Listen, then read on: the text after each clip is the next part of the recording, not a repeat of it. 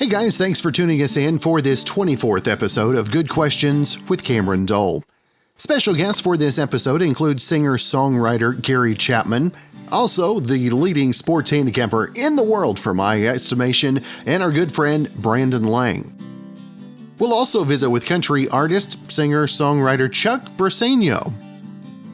Our first guest is singer-songwriter legend Gary Chapman. We'll be talking about a new product called MAGAcbd. Like I told him before we came on the air, I've been a fan of his music and his writing and his work for many, many years. And we're going to talk about something a little different this morning, but TV, radio personality, and all the other things. Gary Chapman on the line with us. And Gary, first off, thank you so much for being so kind to be able to reschedule this morning. No, not a problem, man. Not one problem at all. Life throws you some interesting curves now and then, and my prayers are with you as you walk through this thing, man. It's all good, all good. Happy to be here. Well, I appreciate that, and wanted to talk about the launch of MAGAcbd. And Gary, tell our listeners maybe a little bit about how you got involved with this, and maybe some of the benefits that are seen with folks that have used it. Yeah, it's been an interesting path. You know, like you mentioned, I've spent most of my life in some form of entertainment, music or television or whatever. And the music business just went to hell in a handbasket about 10 years ago. And, I thought, okay, God, now what? What do you think I should be doing now? My son, I've got a 32-year-old son. I've got 4 kids, 32-year-old son, daughters, 30, 28, and 7. That's a whole nother interview.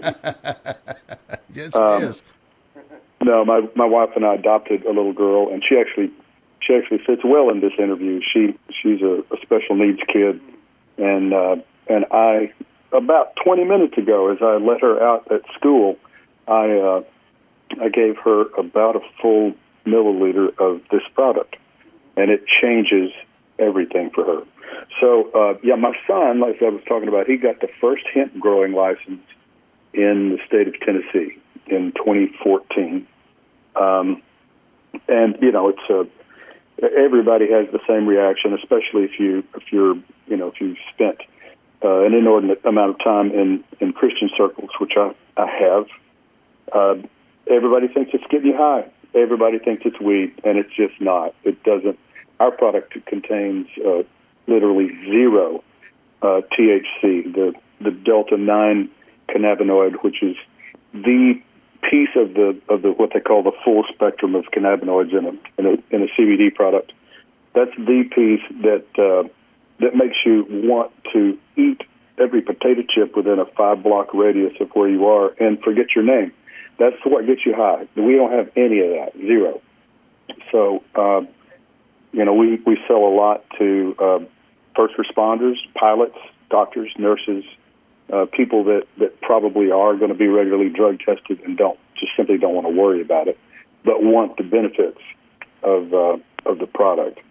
And this particular one, MAGAcbd, MAGAcbd, and let me say right quick, regardless of your political leanings, I know a lot of people see those 4 letters and they go, "What?" For us, it means making America grateful always, because we take 10% of the net proceeds right off the top, go to veterans organizations and first responders, the people who actually do guarantee our freedom by putting their lives on the line on a daily basis, some of them for their entire lives. And when they need something, we want to help them. And this product is also incredibly good for PTSD. We can't specifically say a lot about what the benefits are because, the FDA is going to say, no, you can't say that until all, we're probably a few years away from the level of research that'll need to be done to put the particulars on what it can do. But that's happening at a really, really accelerated pace. And I will say this: I would bet just about whatever I had, quite frankly, on the reality that once they break down the spectrum and figure out what each one of these little buggers is good at, and you're able to, or maybe a combination of two or three of them, whatever it is, that you're able to megadose that particular piece of the spectrum, and we will find significant cures for significant diseases. And I'm very, very excited about that. Our little girl started having seizures a year ago, June. No, actually last June. Well, June of 19, which is a very, very disconcerting thing for a parent, and they increased in severity and got worse. Obviously, we went to the doctor quickly. She was initially diagnosed with epilepsy, and they handed me a prescription. Here, take this. And I had done a little research, seeing this coming, and it said, no, actually, we're not going to do that, because if that doesn't work, you're going to just increase the dosage. And if that doesn't work, we're going to increase it again. And if that doesn't work, you're going to give me one of the 5 remaining anti-seizure medications that you will try. And they all have potentially really bad side effects. So we're going to give her CBD oil. And the doctor looked at me and said, well, that might work. There are some studies that have it. And I said, no. She said, but you never know what you're getting. I said, well, actually, I do. From the moment the seed goes into the dirt until it winds up in a bottle, it never leaves my sight. So, yeah, I do know what it is. And I trust the product, and that's what we're going to do. And it had a profound effect on the seizures. We did eventually get the worst diagnosis, and we wound up, we're sneaking up on it. We're about a week away from her 1-year anniversary at St. Jude's having a brain tumor removed. And our favorite word in the English language is currently benign. She's a totally clear and just an amazing kid. I'm so grateful to be in this position to even know about this stuff and to be able to help people with it. But yeah, MAGAcbd.org, that's a whole lot of my life these days, but I can't stop doing music. I don't know how. Now, Gary, for you, how much has the feedback changed from when you first started talking CBD? I mean, I know being in Christian circles as well, I know the feeling that folks had about it originally. I've seen it change a little bit. Have you seen a drastic change on your side as well? Yeah, I really have. It has been dramatic. I worked with my son's company for 3 years to try to help them grow the brand, and it's a bunch of millennials trying to run a business, and quite frankly, none of them knew jack, and I didn't know much more. But they've done very well. But when I started doing that, a lot of my mission was to try to educate the Christian circles, the population, on the fact that this was not a bad thing. God put this plant here for a reason. Why would you not use it? It's completely legal, completely harmless, absolutely no psychotic effects at all. And it depending on what you need done, it might just do it, because what it really does is attack inflammation, which is the core of most disease. It starts like that, and if you keep knocking that down, it really will change a lot of things. For me, it's just really joint pains. I'm 63. Yeah, you're right. 63 with a 7-year-old. You just did the math. And I've gotten on everything I could get a chance to get on in my life, because I'm just an idiot. And I fell off of most of it. And, man, it was my knees, my hips, my elbows, my shoulders, everything hurts. When I would wake up in the morning, it's like I'd spend about 10 minutes deciding I wanted to keep moving. And I started taking this stuff probably 5 years ago now on a regular basis. And tell you the truth, I get up most mornings like a 12-year-old going to Disney World. It's an amazing thing. And Gary, in the time that we're living in, man, this has been a year like none of us have ever been a part of. For you to be able to to lighten people's load, even with the Mega CBD. I mean, for you, how cool is that to give just even a little bit of relief in all the heaviness? I'll tell you what, it means a lot, and thankfully, I am part of my job with the company that I'm working with now, some just great people out of Florida. My job is I'm the recipient of most of those stories because I help with, one of the things I do is help with the content. So we can't tell you what it does, or, like I mentioned, the authorities will come spank our hands, but we don't have to because people tell each other. And anecdotally, I collect those stories and tell the story with other people's voices, and it's not hard. It's not hard to find them. They're everywhere. It's everything from aches and pains to straight up. I was sent home with stage 4, and I'm here today. I mean, it's an amazing thing. That's awesome. And Gary, I want to make sure and let our listeners know the website where they can find out more information as well. Yeah, it's MAGAcbd. MAGAcbd.org, MAGAcbd.org. All right. And Gary, got to ask you one more question before I let you go. With the heaviness, like I mentioned, that we're all dealing with, has this been, being a songwriter and all that, has this year been a tough time inspirationally wise as far as putting words down on paper, or maybe has it incited some, if you will? Yeah, it's exactly the opposite effect. I cannot stop writing, and I'm so thrilled to have it. Honestly, maybe it's just selfish, but writing has always been the cheapest, best therapy I've ever had, and Lord knows I've had plenty. And I'm just, God is dropping stuff on me that I'm actually, after a few years of not really caring, I'm starting a new project, and I'm really, really anxious to get it out. It's I think that's what hard times are supposed to do. If you really, really believe what you say you've been believing, I'm not afraid, brother. I'm not. I know people are. I get it. I'm compassionate toward it. I am not afraid. I know who I am, and that is a child of God, and He is totally in control of this crap. I'm not worried a bit.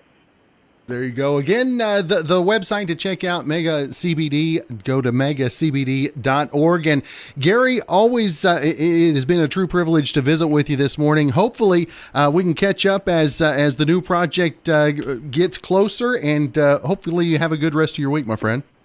I would love to. Also, just so your listeners will know, we're getting 10% off if you use promo code Cameron. Surely they'll remember that. We hope so. Well, Gary, great to visit with you this man. Hope you have a great rest of your week. Appreciate it, brother. Again, for more information, visit MAGAcbd.org. Up next is the host of the Sports Betting Podcast on the BLEAV Podcast Network, also owner at BrandonLang.com.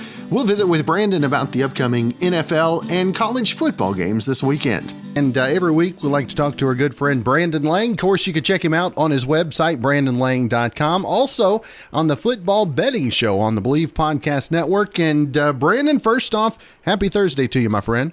I appreciate that, brother man. How you doing? Doing well. It's been a better week than last week was. Amen. Amen to that. Time heals all wounds, and it's the inevitability of brothers and sisters and moms and dads. And I buried my mom in 2013, and it never. That's one that's never gonna leave you. And there's not a day that goes by that I don't drive in my car and just say out loud, "I love you, Mom," and as a mom's boy, and the woman that made the biggest difference in your life.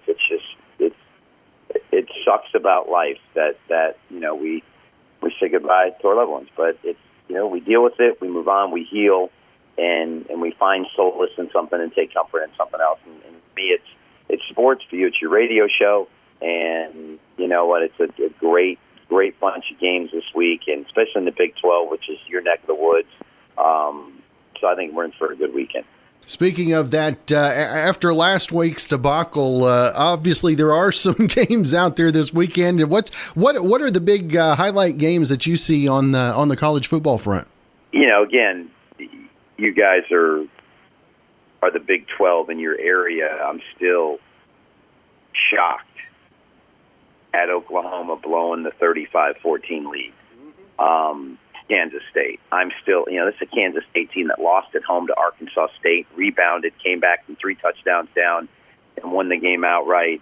I love Iowa State in this game. The only thing that's stopping me from sending it in is that the last 5 times they played TCU, they seem to struggle a little bit the game after. But Matt Campbell, 18-9-1 as an underdog since arriving at Iowa State. I'm going to take Iowa State at home plus the points. Oklahoma State, they looked terrible at home against Tulsa. They didn't cover. They turned right around and get the job done at home. They've covered 4 straight with a push against Kansas. I don't think Les Miles is the answer. I've always said this. Les Miles won a national championship at LSU because he came in and inherited Nick Saban's players and figured out a way not to screw it up. And so taking the Kansas job, everybody got excited. Gundy has covered 7 of his last 8 away from Stillwater. I think Oklahoma State goes. And remember, if Coastal Carolina can go into Kansas and beat them, what is Oklahoma State going to do? Think you got a value number. Oklahoma State on the road over Kansas. And something that a lot of folks, obviously folks in our neck of the woods, don't forget about, the way Les left OSU, there's no love lost there. They nothing they'd love more than to pile on a little bit, right? Yeah, 100%. They don't forget, and it's amazing. It's not like that in the NFL, but in college they don't forget, and it's an amazing thing to sit back and watch. So. It'll be interesting to see, but you're right. You live, but you don't forget, and I think that's the situation there. And looking ahead to NFL football for the weekend, any big major games sticking out for you? Yeah, a couple. Atlanta points against Dallas. They scored close to 30 against Seattle. They're playing Green Bay on Monday night. They gave up 40 to Dallas. Aaron Rodgers has scored 43, 44, and 27 at New Orleans. I don't care what the over-under number is. Just keep riding the Green Bay Packers over the posted total. I will be absolutely, utterly shocked if Green Bay doesn't score 42 points or more against Atlanta on Monday night. That means I just need Atlanta, who's averaging close to 30 a game, to get me a pair of touchdowns, which they will. Play Atlanta and Green Bay over the posted total. Buffalo is 3-0. They're 1 or 2 plays away from being 0-3. I had the Raiders on Monday night against the Saints, +3. They won outright. I know they got beat up a little bit last week at New England. That was off the big win Monday night. I like the Las Vegas Raiders at home, plus the points over Buffalo. And last but not least, I know Tennessee's 3-0. They got a little coronavirus situation. They're talking about playing the game on Monday or Tuesday. It won't matter. Mike Tomlin has been an underdog 12 times since 2018. He's 10-1-1 against the spread. Let's get on Pittsburgh plus the points when that game's played on Monday or Tuesday. And again, Brandon, folks can always check the website, brandonlang.com, and got some great picks for the weekend as well. Yeah, we've gotten off to an incredible 11-3 start in football, and that's been a dream start. Another winning weekend. Arkansas Saturday, the Packers over the Saints on Sunday.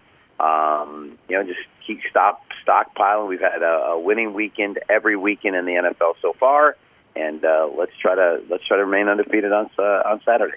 And the next episode of the football betting show.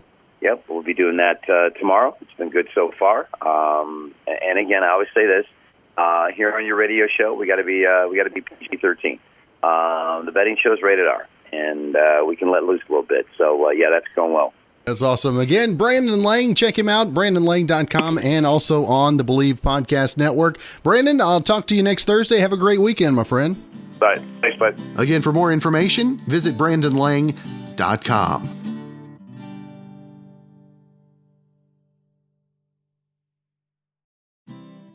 Our next guest is country artist and singer and songwriter Chuck Briseno. First off, Chuck, thanks so much for the time. Looking forward to getting to know you a little better. Hey, I really appreciate you having me on.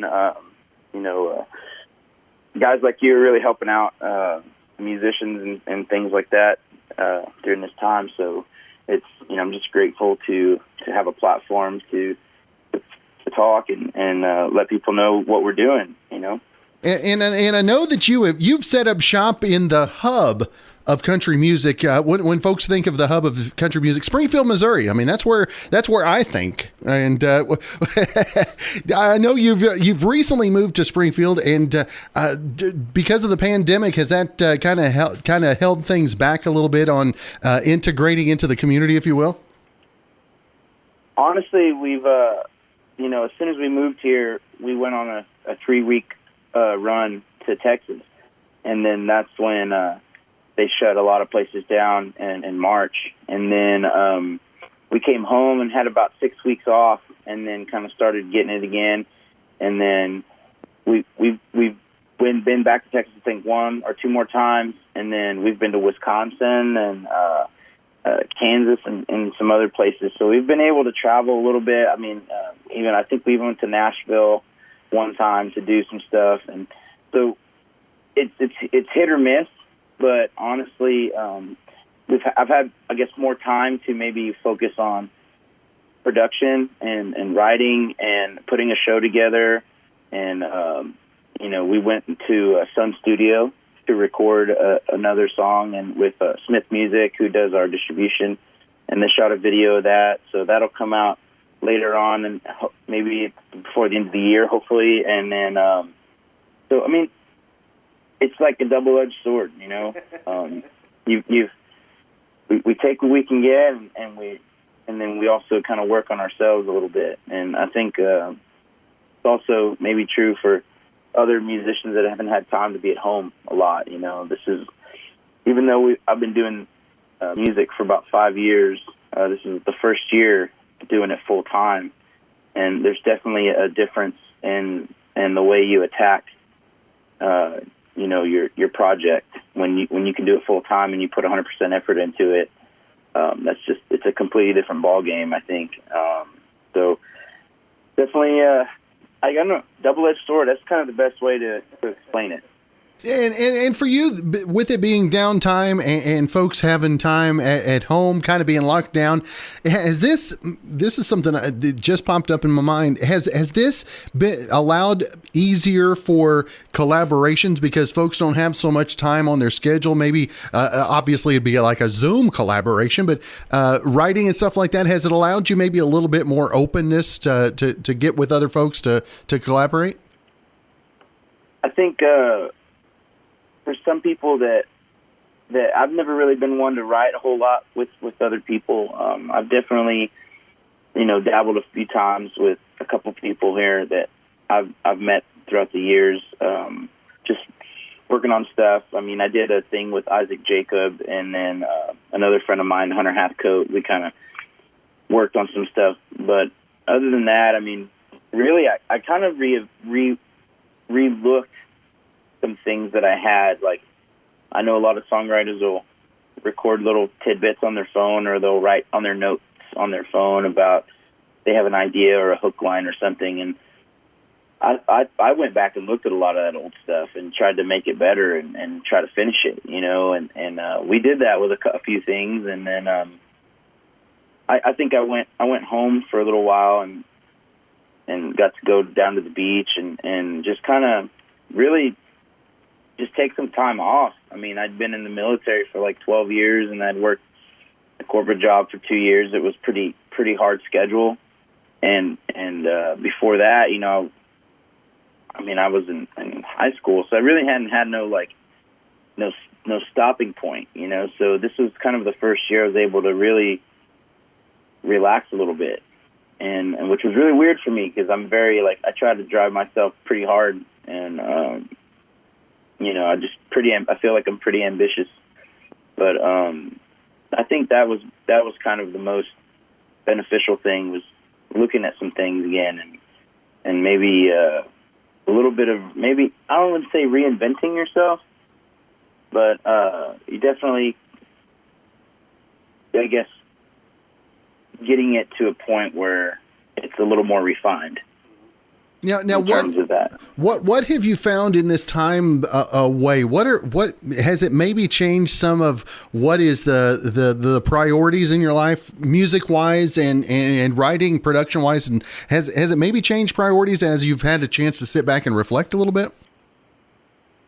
One of the things I've done is I looked at other people's shows, because I mean I'm big about our live show. That's one of the things I try to work on a lot.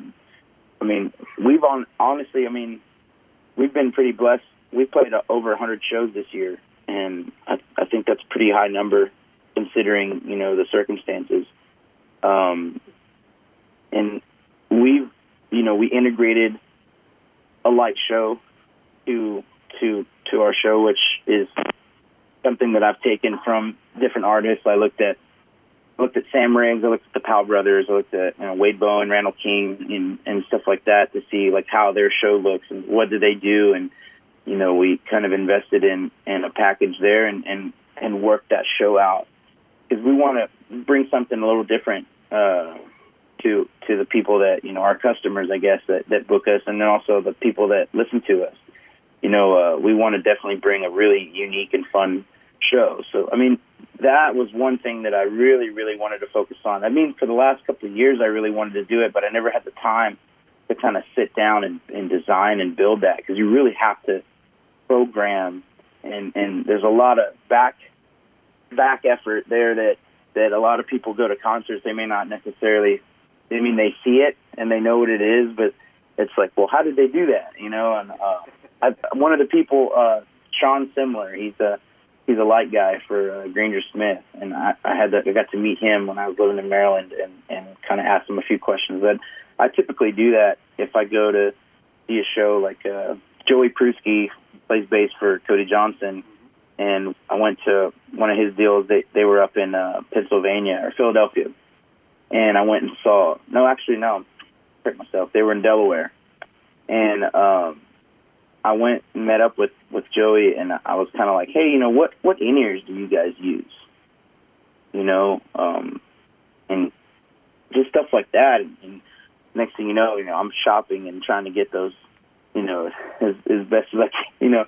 Some of that gear is expensive, so you're just like, all right, I'm gonna try to find one. And next thing you know, that's what we're using now. And so people like that have been involved with it for a decade, they know their stuff. So, I mean, I'm just trying to, like Eli Young Band, going to see their deal and talking with their sound guy and figuring out, hey, what do you guys do? Or how do you do this? Or how does this network thing? What's Shure Wireless Workbench? It's like, like a front man, I mean, typically, I guess, they don't really, maybe they pay attention to it, or they have other people that do that.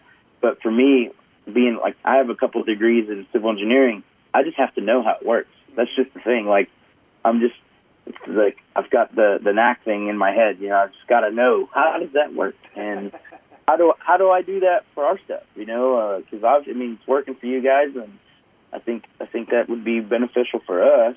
So I mean, doing a lot of that and the planning and stuff like that for it is definitely been a good opportunity, because mostly we're playing weekends. I'd like to be doing more, but I think that'll come, hopefully here in the next, few months, we'll be able to hit the road like we did in March. We 21 days and 18 shows. I mean, that's what I like to do. Now, and I think now that we have our show and it's packaged and it works well, then, I want to bring it to everywhere I can, Now, for you, I know that in the songwriting process, you also write poetry as well. Is that kind of where the music stems from? Do you get the lyrics first and then hear a melody, or does it change based upon the song or the inspiration? Well, I mean, this last single the single that you have here for us, I mean, we were right in the middle of that run in March, and I think the words and the melody kind of came at the same time, because, we were driving and I was sitting passenger and I turned the radio off and I grabbed a notepad and I just started, feverishly writing what was in my head, which was basically the first lot, the first verse and the chorus, and it just kind of came in like 5 minutes, not even. I mean, it was just real quick, and then I set it down, and then 2 weeks later I came home and I was like, I had to go find that notebook and sat down, and I was like, how did this thing go? And I kind of had an idea of what I wanted to put it with and what I thought it would work with. I mean, every song, you could do like the different chord structures, whether it's a G or a C or D, and I had this one that was just like I wanted to do an E and an A and a C minor and a B, and I just had an idea of, because I had written some songs like that before, but it just wasn't the right fit, So I felt like this song was the lyrics and the hook line and the melody was the right fit, and it really didn't take long to really just get that one wrapped up and kind of fish it out to people and say, hey, what do you think? They really enjoyed it, and so we cut it. I mean, and I'm glad we did. It just worked. The timing was there. I mean, I recorded Maryland with my friend Scott Von Imthen in Baltimore, and he's great. And he's been really great with me, like just making me the best that I can be. A good producer will bring that out in you, and I've just felt really comfortable working with him. And I just happened to get the song wrapped up like maybe a week or two before we went to Maryland, and I'm really glad that it did. It was the first one that we did, and with him we did 4, and out of those 4, 2 of them were done, and then we got the Sun Studio one, so we've got 1 out there and 2 more on deck. So having content is probably one of the most important. If people didn't get any content done during this this downtime, I hope you did, because that's really what's going to help you.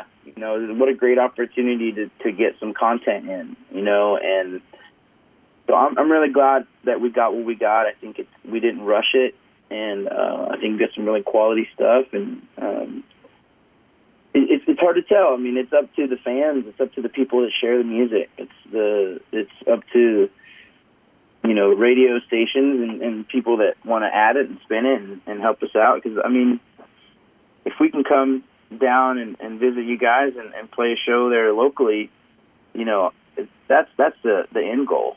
You know what I mean? I definitely, I don't want to just do an interview and then like not come and play in the town. I definitely want to come and like show my face down there and visit with people and you know what I mean? Like, I guess I talk with Jen about this, and I say this quite frequently, and it came out in one of our conversations.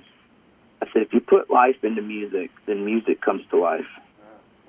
That's good stuff right there. And I think that's really true for a lot of people, because you don't know how people are going to take your songs, and you don't know how they're going to interpret them. But that's a great part in it. That's why it's just a brilliant thing. It's a part of everybody's lives, and that's what I try to do with my writing, at least. I mean, it's hard for me to sit down and say, I'm going to write a song today. I just don't do that. I kind of just, I don't know, stuff just comes in my head, and I kind of just develop it, and it's usually real quick. And then, because a lot of times I'm doing my website, or I'm doing graphic design, or I'm doing social media, or I'm doing, designing a new merch thing, or I'm booking the show, or doing maintenance on our gear. I mean, it's so much more than songwriting for independent guys, Now for you, what is the most difficult part of the process? Where do you get the hangups? Is it finally saying, okay, we're done, or is it the starting of the process? For songwriting? Yeah.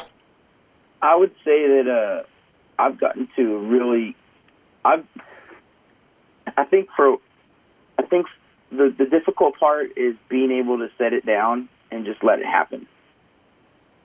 You just have to trust the fact that you're a songwriter, and you get it in your head and you say, this is probably not something that somebody hasn't done before. There's only, 8 chords, or 7, 8 chords or something like that you can really go through, and it's like you got to own it. So I think once I was able to get over that hump of like just owning what I write, and just, I guess, taking ownership of your song and trying to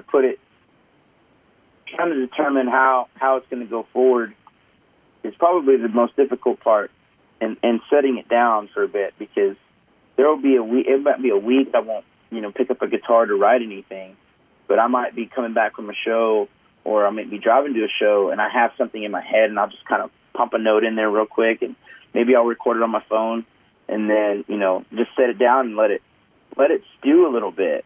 I mean, I've written stuff and let it sit for a while, and then come back, a week or two or a month or 2 months later even, or maybe even years. I did that, back in April. There was a song that I went back to that I wrote like in 2017, and I finished that one up. And it just kind of, it was just like, if it's worth remembering, you'll remember it. So a lot of the stuff that I have, I just kind of write the words down, and I don't kind of write down the chords and stuff. And I think over time, if it's something that's, I guess that's the first test. That's the hard part. Just kind of trusting your instinct and trusting your ability as a songwriter. But that's just my method. I know that there's people that will sit down and write a song every day, and they just, pump stuff out. But I really just try to, like I said, I just try to pay attention to this life, what's going on around me, and, what I'm dealing with, what my friends are dealing with, and just talking to people about different things. And you get an idea in your head and let it stew for a bit. Just trust your ability. I mean, some people can do it. I mean, I don't know if, like, Elvis ever really wrote a song. He might have wrote one or two or something, but, he typically sang a lot of other people's music. So, I mean, maybe just, didn't really have that part in him, but he damn sure could sing, So he had something that worked for him, didn't he? He did. I just guess I could correlate that to songwriting. For me, it's different, than other people. I mean, everybody probably is a little different. I got to talk to Travis Tritt for about 3 hours one night. I was hanging out with Scooter Brown Band, great friend of mine, is Scott Brown. And they were in Delaware. They opened for Travis, and we sat down and after the show, and I got to sit there and listen to Scott and Travis talk songwriting. And I interjected like once, but for the most part, I kept my mouth shut and just paid attention. Because I just thought of it like I own a mom and pop store, and here's the CEO of Walmart. Compared for music, right? I was like, just listen to this guy, and I asked him, I said, do you ever feel like there's just like 2 or 3 in the morning is just that time where it kind of just hits you? And he's like, I absolutely believe that there's a witching hour. He's like, for me, it's like a witching hour is what he called it.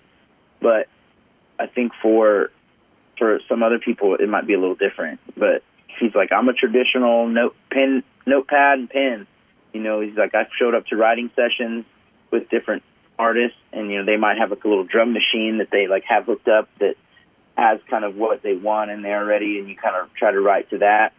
But he's like, I just get a notepad and pen, and he's like, so, honestly, some people like look at me like I'm crazy, and I'm like, well, I mean, I guess a notepad and pen would be all right. I mean, I don't know why people would look at you like that, but I don't know. Everybody's different. I mean, songwriting's evolved over time. I mean, you have publishing companies that hire songwriters to just pump stuff out, and I mean, I get that. I'm really, I guess that kind of leads me to another topic on it is like somebody like Cody Johnson, who is independent, and then he gets big enough to where if he cuts somebody else's song and it's a single and it goes to number 1, he's supporting that songwriter's livelihood. That's wonderful. I mean, if you think about it in that aspect, because I know there's a lot of people that's just true, like this red dirt, this outlaw, this independent, like you should write your own music and all this stuff. You know what I mean? So like, I get that. at the same time, I think if you can contribute back to some of these songwriters that are really out there working really hard, and I've been very lucky to meet a couple. Dan Alley is one that I met. He's phenomenal. What a fantastic singer, songwriter, and he lives there in Nashville. Golly, what a great artist that he is. And I only really met him once and listened to him a couple times, but it's like people like that I think about. It's like, man, if somebody big just cut his song, how cool would that be for him? Just like Chris Stapleton. Yep. A lot of people cut his stuff and really kept his livelihood going to where he could go out and perform and do what he loved to do. So it all comes full circle at some point. So, I mean, I really would like to be at that point where I could do something like that for somebody. But I think it all comes in due time and how much work you get, what you put into it. If you want to work your butt off, then you can do that, or you can sit home and not do anything. There's plenty on both sides of that fence, right? Well, I think so. Well, Chuck, again, the new single "Favor." I want to make sure and let all of our listeners know where they can find more information about the single, about your other singles, all the music, and also some of the dates as those become available as well. Yes, sir. So, our website is chuckbriseno.com, and then we kind of just revamped the website a little bit, so you can right there at the top, you can follow us on Spotify, and if you follow us there, you'll get the notification whenever something comes out, and also Apple Music is the link is there as well. And then I'm waiting on Smith to really get their video wrapped up. I sent him the master for the song that we did with them at Sun Studio, and then I've got another song called "Find Her With Me," and I'm not sure when we're going to release that. We released a record in December, and we were playing that when we were on the road. So I'm trying to keep playing that one for a little while because we kind of didn't really get to play it a whole lot. But we are definitely working on. I think I've got 4 or 5 songs done for the next album, and I'm looking forward maybe at the end of the year or the beginning of next year to go back and finishing that up. So definitely some new music coming out. I highly recommend. I mean, we got a couple videos on Vivo. We got a Vivo channel. You can follow us on there too, and you can see when our Sun Studio video comes out. I think that's going to be really, really cool. Well, that's awesome. And Chuck, it has been great to get to visit with you this morning, get to know a little bit more about the artist. And again, check out the website, chuckbriseno.com. Also, Spotify, Apple, anywhere you pick up your music. And Chuck, hopefully we can catch up again real soon. And once they open things up, we could see each other face to face. That'd be great, brother. Oh, I would love to come visit you guys. And if obviously, if you guys know anywhere we could come and set up our little road show, we'd love to do it. I mean, it would be awesome to come down there. I mean, I got some family in Oklahoma, my brother, my sister, and some aunts and uncles, and my mom. And I'm pretty sure they'd come out and hang out there. I hope they would if we're in the same state, That's right. That's right. Well, Chuck, have a great week. And again, thank you for your time. Great to visit with you. Yes, sir. Thank you so much for having me. I appreciate you. Again, check him out online at chuckbriseno.com. Again, thanks for tuning us in for this 24th episode of Good Questions with Cameron Dole. And if you ever have a comment, a question, something else you'd like to know, find us on Instagram, Twitter, on Facebook, all at GQ with Cam. If you'd like to help out with the funding for the podcast, feel free to click the support tab and follow the instructions. Also, if you've got a special guest idea you'd like to share, send me an email, Cameron@kwhw.com. We'll be back with episode 25 coming up tomorrow.